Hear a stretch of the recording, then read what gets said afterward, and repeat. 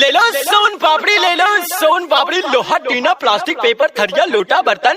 अजी चाची अजी नए हको पैसा तल आज से गहमे से ले ला। अजी बुतरुआ कान डाले जी, अजी ले लो जी, ने तो हम मांगनी दे दो बुतरुआ कान डालो। ए भैया 10 रुपया तो तुम पापली दहो। अरे साला कौशलवा ही रे, अरे रख 10 रुपया हम तोरा मांगनी देबे रे। लेकिन एगो काम कर दे, वो जो घारा के बगल में गोरकी छौड़ी रहो वो घरे में होकी, अगर घारा में रहता तो भेज दिया। जो जो एकदम दौड़ को जो, लेकिन केकरो कहीं आना। Recording by Apara music Nawada. Music by DJ Vikas Sitamarhi.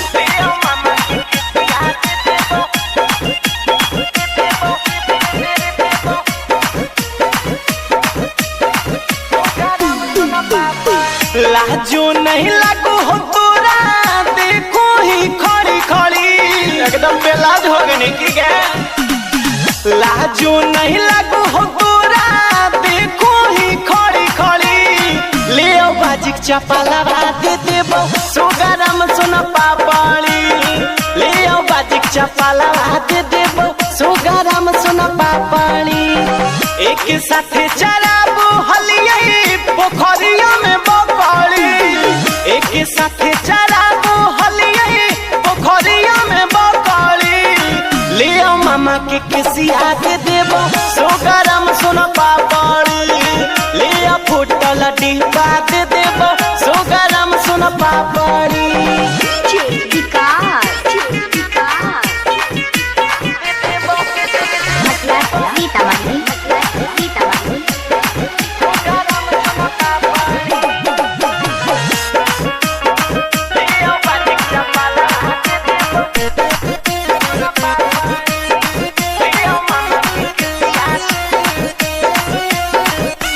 एक साथे रहो हनी तू छौली नहीं हो गो याद गे।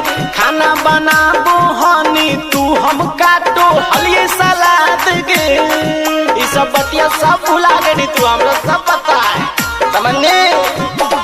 एक साथे रहो हनी तू छौली नहीं हो गो याद गे। खाना बनाबो हनी तू हम काटो हलिए सलाद गे।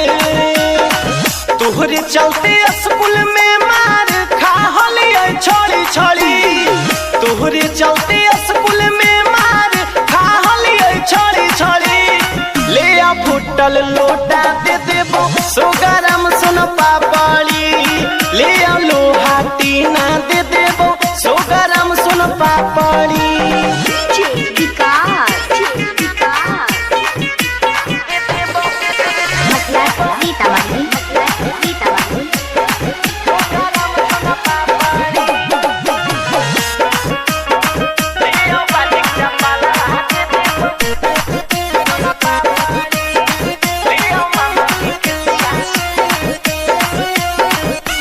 बढ़े में हलिए काम जोर हमरा होबो है फील गे।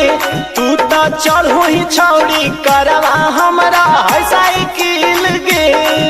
आगे ये साइकिलिया से काम चला रही गे, समझो कि नहीं। बढ़े में हलिए काम जोर हमरा होबो है फील गे। तू तो चढ़ो ही छौड़ी करवा हमरा है साइकिल गे। प्यार वाला बतिया छौड़ी फेंको हनी बड़ी बड़ी।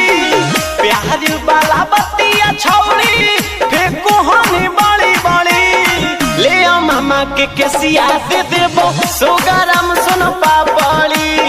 ले आ फुटल गिलास दे देबो, सोगरम सुन पापड़ी। अच्छा सुनिए ने 100 रुपया वाला है तो सीट कवर लगा लेबे तनी से के लिए अच्छा लगते।